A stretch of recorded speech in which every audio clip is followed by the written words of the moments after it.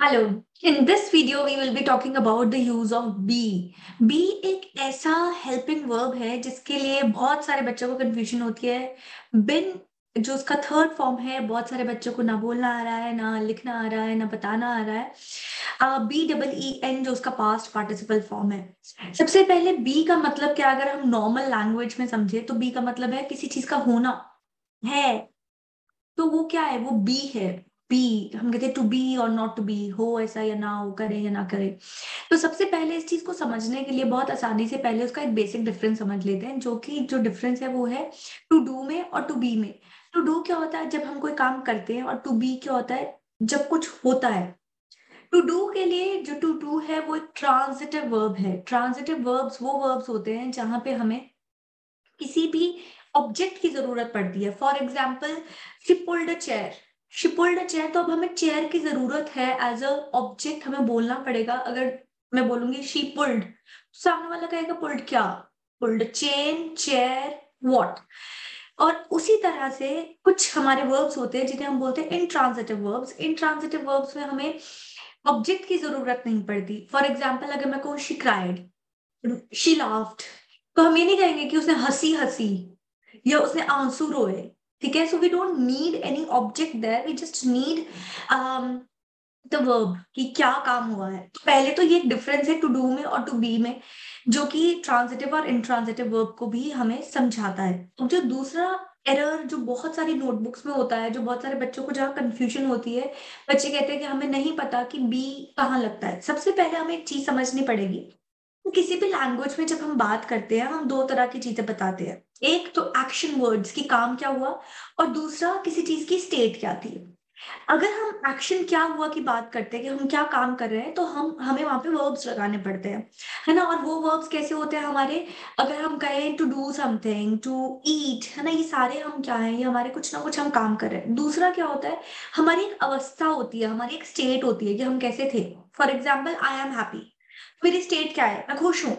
मैं कोई काम नहीं कर रही यहाँ पे, मैं खुशी कर नहीं रही हूँ। ठीक है, तो ये खुश मेरी एक स्टेट है। तो इसमें क्या है, ये दोनों चीजों का डिफरेंस समझना कहीं भी बहुत इंपॉर्टेंट हो जाता है। अब सबसे पहले कि बी की कौन कौन सी फॉर्म्स होती है। इंग्लिश लैंग्वेज में पास्ट प्रेजेंट फ्यूचर पे डिपेंड करके हमारे पास ऑफकोर्स बी की फॉर्म्स है। प्रेजेंट में होती है इज एम आर, पास्ट में होती है वॉज वर, और फ्यूचर में होती है विल शेल। मगर इसके अलावा भी अगर हम पैसिव टेंस की बात करें, पैसिव वॉइस की बात करें, तब भी हमें बी की फॉर्म्स चाहिए, चाहे वो इज एम आर की ही फॉर्म में हो। कई बार क्या होता है कि हम किसी चीज की स्टेट बता रहे होते हैं, बट हमें वहां पे बी भी लगाना पड़ता है। बी अपने आप में भी आता है, फॉर एग्जाम्पल टू बी और नॉट टू बी, है ना। तो उसमें हमें क्या देखना है, वो कहाँ लगेगा, ये सब अब हम थोड़ा डिटेल में समझ लेते हैं। सबसे पहले हमें ये देखना है कि इज एम आर जो हम कह रहे हैं कि हम प्रेजेंट फॉर्म में यूज करते हैं, उसका यूज कैसा है। सबसे पहले अगर मैं कहूँ my name is Lisa, I am 22, I am an American, I am from Chicago, I am a student. यहाँ पे ये जो भी लड़की है, ये सिर्फ अपने बारे में फैक्ट्स बता रही है, अपनी स्टेट बता रही है। यहाँ पे वो कोई काम नहीं कर रही है, ये सारे उसके स्टेट वर्ब्स है। ठीक है, तो उसके अलावा अगर हम देखते हैं, इसे हम पॉजिटिव और नेगेटिव दोनों में ही यूज कर सकते हैं। अगर हम कहें कि I am not, I am और I am not, for example I am a teacher, I am not a student. ठीक है, तो यहाँ पे हम साथ में नॉट लगा देते हैं। अगर शॉर्ट हैंड बनाना चाहते हैं तो इनकी कॉन्ट्रैक्शंस बन जाती हैं, जहाँ पे अगर हम आई एम लिखना चाह रहे हैं तो ये आई एम फॉर्मली लिखा जाएगा, बट अगर हम उसे स्पोकन लैंग्वेज की तरह बोलना चाह रहे हैं तो हम एम बोलते हैं, दो वर्ड्स को जोड़ देते हैं और एक शॉर्ट साउंड, एक कॉन्ट्रैक्शन बन जाती है। इन्हें हम कॉन्ट्रैक्शन कहते हैं। जो बच्चे आईएलटीएस की तैयारी कर रहे हैं उनके लिए बहुत इंपॉर्टेंट है कि जो कॉन्ट्रैक्शंस है, ये आप अपने राइटिंग टास्क 1 और राइटिंग टास्क 2 दोनों दिनों में ही नहीं यूज कर सकते अगर आप एकेडमिक के स्टूडेंट हो। बट अगर आप जनरल ट्रेनिंग के स्टूडेंट हैं, आप उसका टेस्ट लेना चाह रहे हैं उस मॉड्यूल का, तो यहाँ पे जो आपको इनफॉर्मल लेटर्स आती है, वहां पे आप ये यूज कर सकते हैं। यहाँ पे हमने कुछ बात की, I am cold, I am 32 years old, my sister is 29। यहाँ पे हमने कुछ कुछ चीजें डिस्कस की हैं। अगर आप इसकी प्रैक्टिस करना चाहते हैं तो यहाँ पे मैं एक टाइमर लगा रही हूँ 1 मिनट का, और आप इसे यूज कर सकते हैं, एक बार अपनी प्रैक्टिस कर सकते हैं सेम चीज के लिए। And your time starts now. ये 6 क्वेश्चंस है, जिसमें से पहला वाला आपको दिया हुआ है कि शी इज थर्स्टी, तो वो पानी के बारे में सोच रही है। दूसरे में लोगों को ठंड लग रही है, यहाँ पे आपको वर्ब्स दे रखे हैं। ठीक है, इन्हें यूज करके और इसके साथ में आपको जो भी इस एम आर की जरूरत पड़ेगी, उनकी स्टेट को बताने के लिए जरूरत पड़ेगी, हम यूज करेंगे। सिंगुलर्स के साथ जो सिंगुलर हम बात करते हैं, सिंगुलर में हमारे पास इंग्लिश लैंग्वेज में आता है ही, शी, इट, और किसी का भी नाउन, जैसे मैं कह देती हूँ अलीशा। अगर मैं आई की बात करती हूँ तो आई में हम हमेशा एम यूज करते हैं, जबकि अगर हम किसी भी प्लूरल की बात करते हैं जिसमें कि वी, दे, दो नाउन्स राम एंड श्याम, सीता गीता, और इसके अलावा आई और सॉरी जो यू है वो भी प्लूरल का ही काम करता है जब हम प्रेजेंट की बात करते हैं। ठीक है, तो इनके साथ आर लगता है। इस एम और आर कहाँ हम यूज करते हैं ये आपको पता चल गया है। इसके बेसिस पे आप ये एक्सरसाइज कर सकते हैं। इस वीडियो को पॉज कर लीजिए, अपने लिए 1 मिनट का टाइमर लगा लीजिए और इसे सॉल्व करने की कोशिश कीजिए। इसके बाद हम दूसरा पार्ट देखते हैं इसका, कि हमें नेक्स्ट अगर ये लगाना आ गया तो क्या करना है।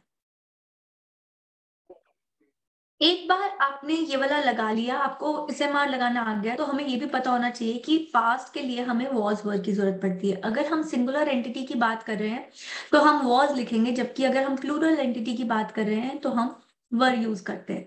ये बहुत बेसिक कॉन्सेप्ट है।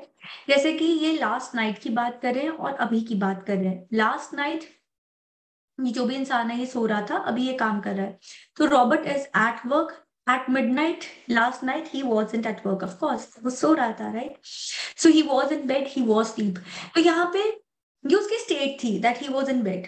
वो बेड पे है, ये उसकी स्टेट है, वो काम नहीं कर रहा है वहां पे। तो ये जो हमारा स्टेट होता है, ये बी की फॉर्म्स हमें वहां पे हेल्प करती हैं।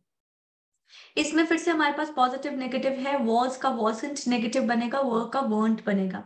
इसे वरंट और वर नॉट नहीं बोला जाता। जब हम कॉन्ट्रैक्शन यूज करते हैं तब हम वर्ंट यूज करते हैं। इसके अलावा ये शॉर्ट आंसर क्वेश्चंस होते हैं। Were you late, no. जितने भी हमारे ऐसे, जब हम बी से या किसी चीज इससे बनाते हैं, वॉज से, वर से, आर से, इज से, ठीक है, एम से, और उसके अलावा डू से भी, डू, डज, डिड से भी। तो ये हमें शॉर्ट आंसर क्वेश्चंस देते हैं, जिससे आंसर्स होते हैं, जैसे ज्यादातर येस नो क्वेश्चंस होते हैं ये हमारे। For example, are you tired, तो आप आंसर हाँ या ना में दोगे, येस और नो में दोगे। ठीक है, आर यू हंग्री, येस और नो में दोगे। Did you do this work, yes और नो, पास्ट की बात कर रही हूँ। तो इसमें क्या है, इसमें हम इस तरह से देते हैं, जबकि डब्ल्यू एच क्वेश्चन में हम इंफॉर्मेशन देते हैं, but that is completely different chapter, जो किसी और वीडियो में मैं जरूर डिस्कस करूंगी। अगर आपको ये बात समझ में आ गई है तो आपको अब अपने पास्ट और प्रेजेंट का एक डिफरेंस भी देखना बहुत जरूरी है। ये सारा कुछ आपकी अगेन मैं टाइम एंड अगेन बता रही हूँ कि ये बी की ही फॉर्म्स होती हैं। ये करना आपके लिए क्यों जरूरी है, अगर आप प्लीज दोबारा से इस वीडियो को पॉज कर लीजिएगा और दोबारा से ये वाली एक्सरसाइज को जरूर करना, क्योंकि इसमें 2 या 3 जगह पे आप लोग गलती करते हैं। पहली गलती होती है स्पीकिंग में। आपको क्यू कार्ड पूछा जाता है जिसमें आपसे पूछा जाता है कि talk about a time when you had a long trip. अब आप अपने पास्ट की बात करें तो आपके जितने भी वर्ब्स आपको हेल्प चाहिए, आपकी जो भी स्टेट है आप काम कर रहे थे, वो आपको पास्ट की चाहिए। जब वो बोलते हैं कि आपसे आपके इंट्रोडक्टरी क्वेश्चंस पूछते हैं, आपसे आप ही के बारे में पूछा जाता है, वो आपके बारे में फैक्ट्स हैं, प्रेजेंट के वर्ब्स चाहिए। तो यहाँ पे ये वाले कॉमन एरर्स हैं जहाँ पे बच्चे बहुत ज्यादा जंबल कर देते हैं, टेंसेस को बहुत ज्यादा जंबल कर देते हैं, वर्ब्स को, और इवेंचुअली उनका स्कोर कम हो जाता है और फिर वो कहते हैं कि हम तो बहुत कॉन्फिडेंटली, बहुत फराटेदार इंग्लिश बोल के आए थे, बट हमारा स्कोर नहीं आया। तो उसका एक ये रीजन भी होता है। अगेन इसे आप 1 मिनट पॉज करके जरूर कर लीजिए, ये आपको बहुत हेल्प करेगा। इसके नेगेटिव फॉर्म्स भी दे रखे हैं, सिर्फ वॉज वर्ड के लिए, ये भी आप कर लीजिएगा। अगेन मैं यहाँ पे 3 सेकेंड्स के लिए पॉज करती हूँ। 1, 2 and 3। I hope you have taken a screenshot of it, जो कि आप यूज कर सकते हो। इसके अलावा अब हम बी की फॉर्म कहाँ यूज करते हैं, वो होता है जब हम बात करते हैं हमारे पैसिव फॉर्म्स की। उसमें इसे कैसे यूज करना है अब हम ये भी समझ। ये हमारा तीसरा वर्जन है जिसमें हम बात कर रहे हैं थर्ड पार्ट में, कि हम बी को किस तरह से यूज करते हैं और हैव और डू का भी क्या इसमें रोल है, हम किस तरह से, इससे हमें कंफ्यूज नहीं करना है। तो यहाँ पे देखो, हम सबसे पहले बात कर रहे हैं, please be quite, I am working. जब मैं कोई काम कर रही हूँ, आई एम वर्किंग, राइट। यहाँ पे ये मेरा सब्जेक्ट है, ये मेरा हेल्पिंग वर्ब है, और ये मेरा वर्ब, मेन वर्ब है, उसके साथ मैंने आईएनजी लगाया।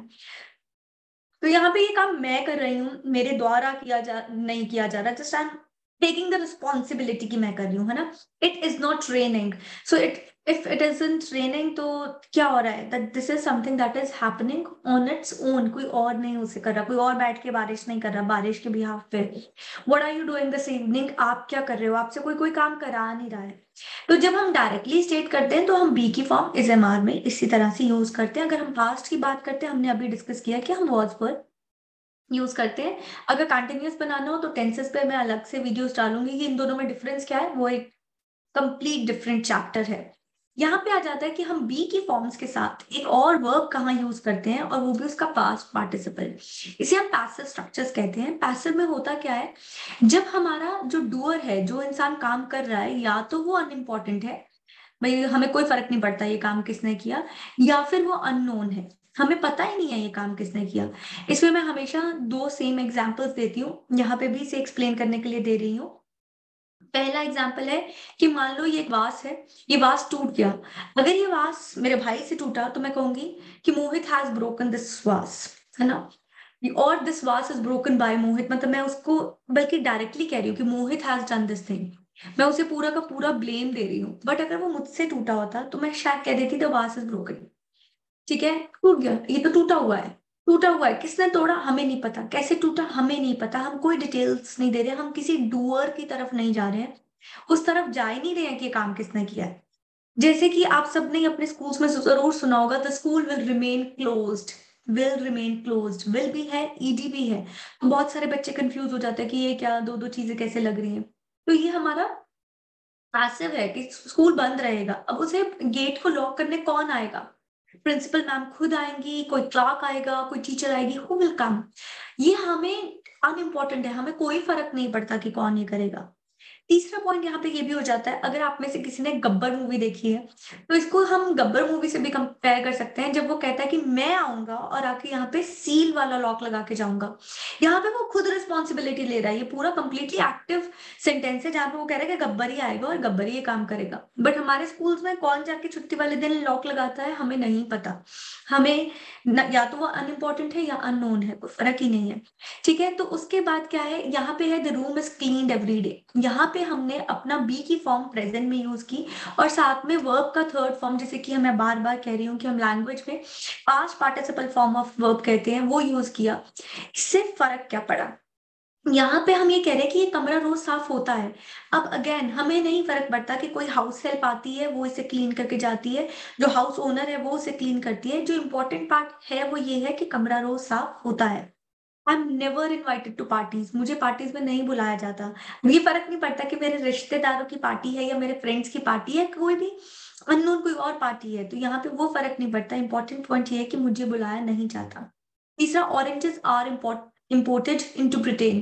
तो कौन सी कंपनी करती है, क्या करते हैं, हमारा जो फोकस होता है इन सब पे वो उस एक्शन पे होता है कि यहाँ पे एक्शन क्या लिया जा रहा है, जबकि एक्टर पे नहीं होता, डूअर पे नहीं होता। तो यहाँ पे अगर आपने बताना है तो हम ये बता रहे हैं कि ये एक्शन क्यों इंपॉर्टेंट है, इस पे हम अपना फोकस करते हैं।